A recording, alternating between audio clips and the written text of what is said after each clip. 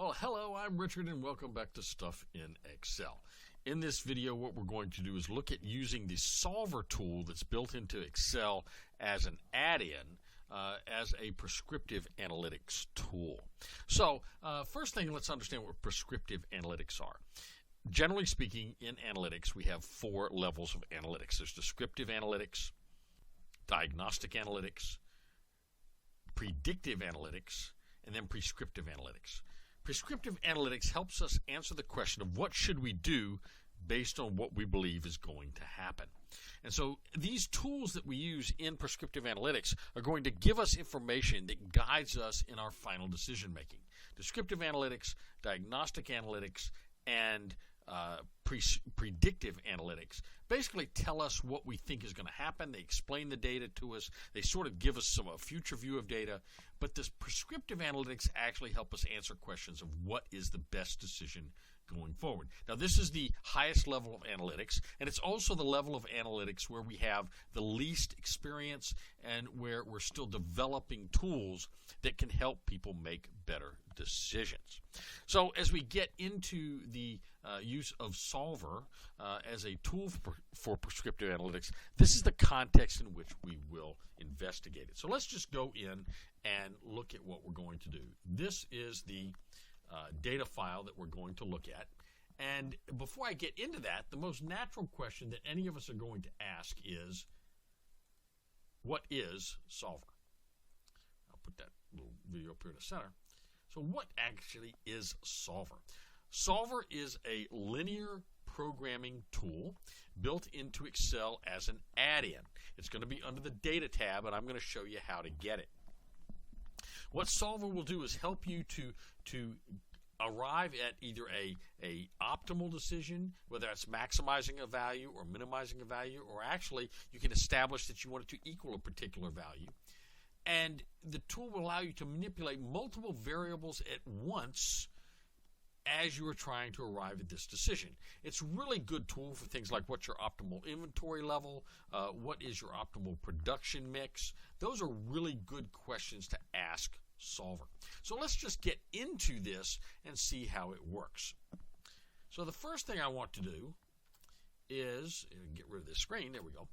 The first thing I want to do is I want to go show you how we get Solver. So Solver, under the Data tab, if you look up here at the top of the screen, under the Data tab, all the way over to the far right, you see a little box called Analyze. And under this box, I've got Data Analysis Tool Pack, which I've already downloaded.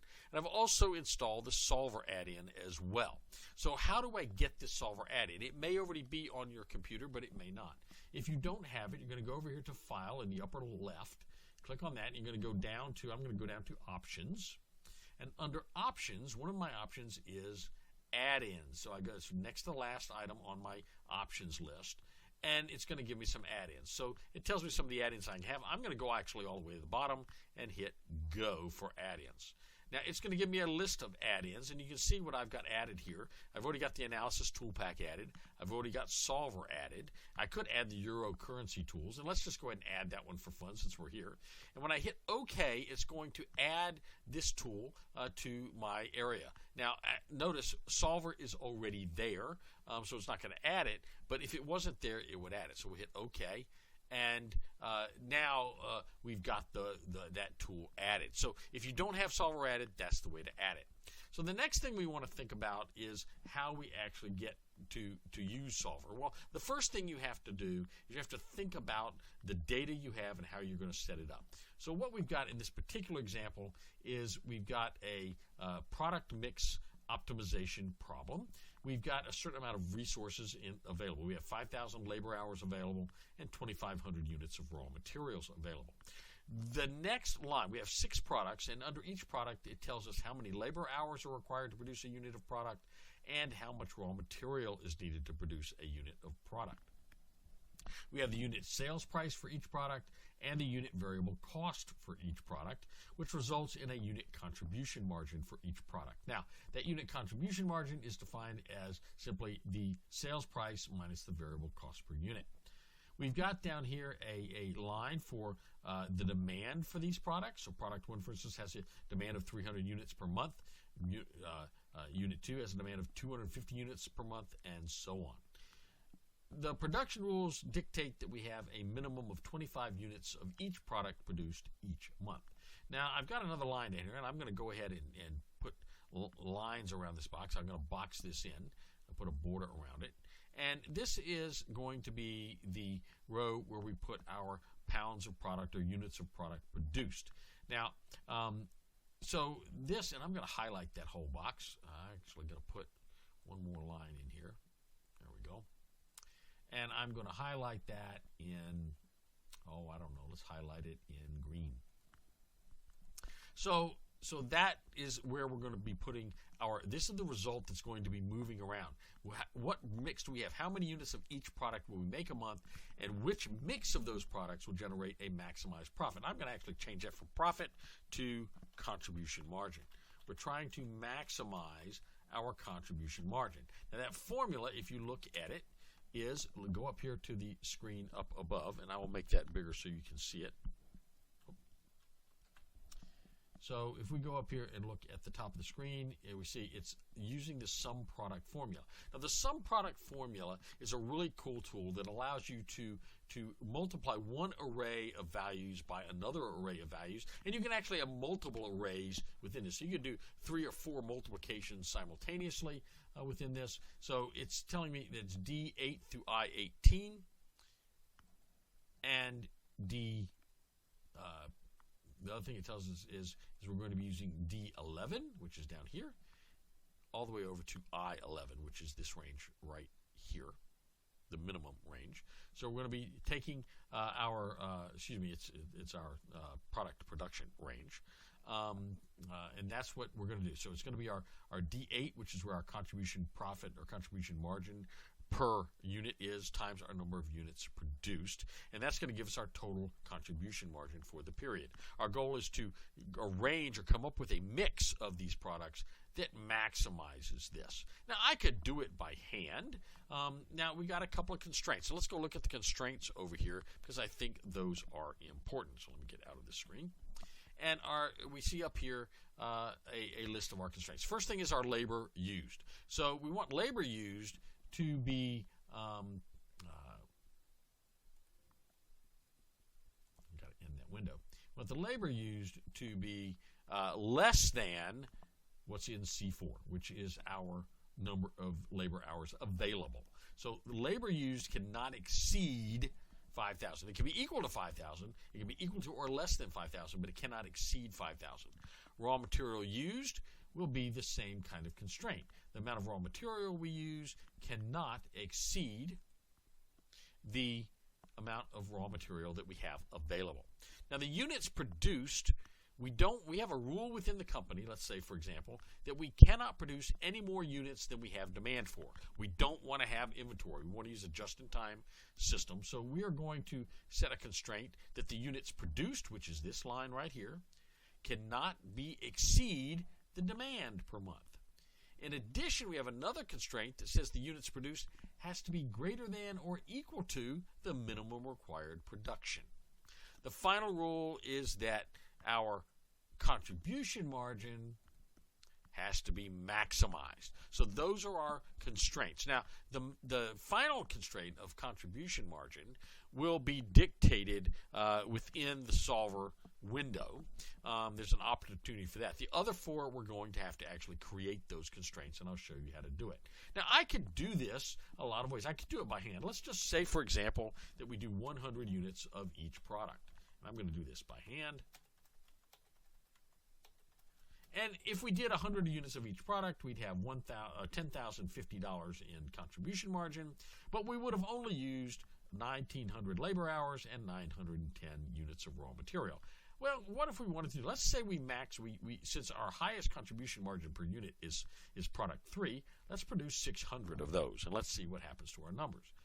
Well, we raise our contribution margin to $24,050, but we've still got leftover labor and leftover material, so we can make some more units. Let's go maximize our production of unit 2, because that's our next highest contribution margin. So we'll do 250 units there. Well, we're still we increased our contribution margin, but our labor used is still under our allowed of 5,000, and our raw materials is still under our allowed, so we still have another 450 units of raw materials we could use. Well, let's just go ahead and go for product 3.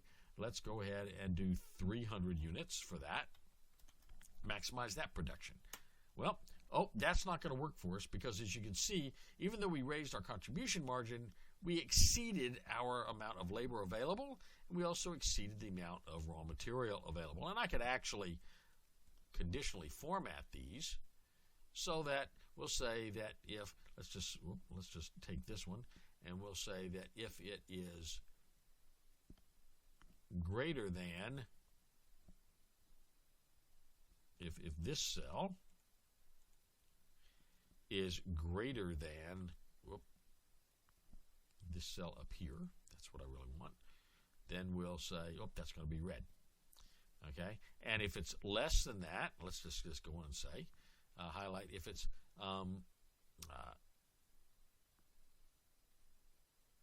let's see if it's less than this plus 1, because if it could be right at 5,000 labor hours, we'll make it green. We'll do the same thing here, and we'll conditionally format that cell as well. And we'll add the conditional that if it is less than this plus 1, we're going to make it green. So as we can see, we're in the red. We can't do that. What if we reduce the number of units produced to 250? Let's see what happens. Well, they're still both in the red, so let's go to 200. They're both in the green, and we've got about 50 labor hours left and about 130 units of raw material.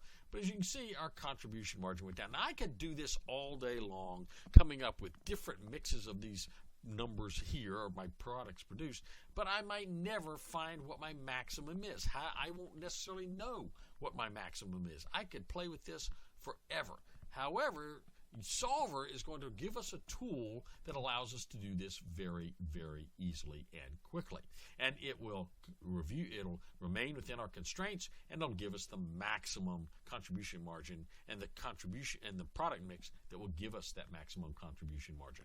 So the way we're going to do that, we're going to go up to Data, which again is up on the top line, and we're going to go all the way over to Solver, which is also on the top line, but way over to the right. You can see that here. And click on Solver, and it's going to open our dialog box. Now, we're going to have to do some things with this. First thing is our objective. Our objective is this cell right here, the contribution margin cell, and we do want to maximize it. So the way we're going to do that, we're going to change, the cells we're going to change are these cells right here from D11 all the way over to I11. Now, I've set those. The next thing is to set my constraints. So I'm going to have to add those. The first constraint is going to be, as we see here, labor used has to be less than or equal to C4. So I'm going to say add a constraint. And the constraint is that our labor used down here has to be less than or equal to, I've got to make sure we get our cursor over there, to the number of labor hours available. And I hit OK. Now, the next thing we got to do is set our next constraint, and that constraint is that the raw material used has to be less than or equal to the raw material available. So I'll go in here, and we'll say our number of raw material used must be less than or equal to the number of raw material available up here in row C5. We'll hit OK. Now I've got two of my constraints in. I have two more constraints to do. The first one I'm going to do is I'm going to say we're going to add the constraint that says units produced must be less than or equal to the demand. So we're going to say, we're going to highlight the entire range. Units produced must be less than or equal to the demand. Now that's an array, and Excel is going to pick that up. It's going to match product 1's demand with product 1's production, products 2 demand with products 2 production, and so forth. So I'll hit OK. Now I've got one more I have to add, and that is going to be my last constraint, that units produced must be greater than or equal to the minimum required. So again, I'm using units produced. And I'm going to say must be greater than or equal to the minimum required units of production. I'll add that. Now, I've got everything that I need to do this problem. Now, Solver will do up to 200 iterations on this computation, and it will give you the maximum profit based on those 200 iterations. It won't do any more than that, which is a constraint, right? You don't know if there would have been, if it kept going, if it might have come up with another one, but it will do 200 of these, and you can manipulate a lot of variables. So what we're going to now, we're simply going to say solve, and when we say solve, it's going to go through and it's going to come up with a solution. The solution is that we can maximize. If we do the production breakdown we see up here, 300 units here, 145.833. Now, some people say, yeah, well, you can't have partial production, but you actually can, right? Because you can have work in process on the production floor so that you've actually still got units. They're not finished yet, but they have been produced. So this is our product mix that will generate for us a contribution margin of $30,358.33. You'll notice we used exactly all of our labor and we used all of our raw materials. Now let's say you want to try this again. Let's say our engineers have come back and they've told us that we've got some changes they can make, and we want to do this. Well, if you go OK, what's going to happen? It's going to lock in this particular analysis. If you want to be able to change the analysis, you have to do one of two things. You have to restore the original values, or you have to say cancel. So if you say OK, it's going to save. It's going to keep the solver solution. So even if you change the variables in this model, you're still going to get the same solution. Now, and let me show you how that works. So let's say I say OK. And let's say one of the things that happens, let's say we change our maximum production for product 3 to 700. We're now allowed to produce 700 of those. Now, in theory, that should change our contribution margin that we can get, and it should change our product mix. But if I go to Solver and I try to say solve, watch what happens. I get the same result.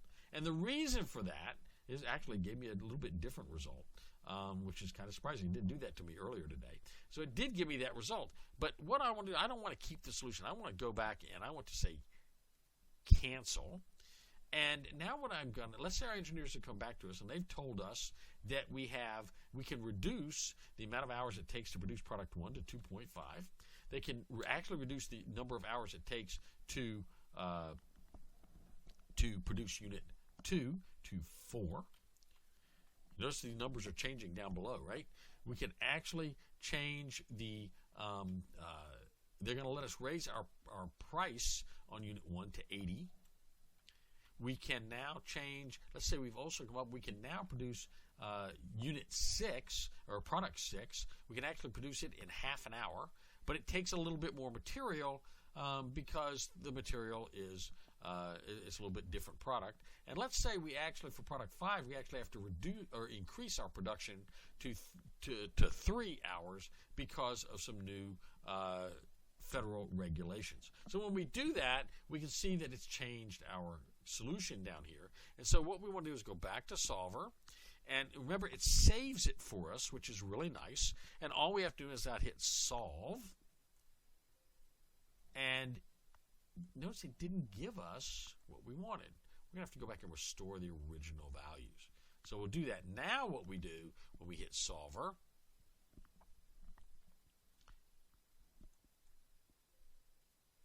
it gives us new results. Okay?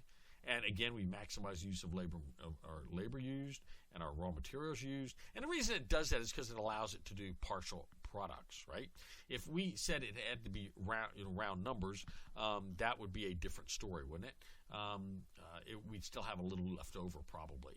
But this is a great tool for figuring out the maximum product mix. You can do the same thing, as I said, with inventory management to figure out what your optimal inventory would be for each product in your inventory line. But remember, if you say OK when Keep Solver Solution is clicked, you're going to get a model that's going to come back up, and you may or may not actually see a change in your numbers because it's keeping the original solution.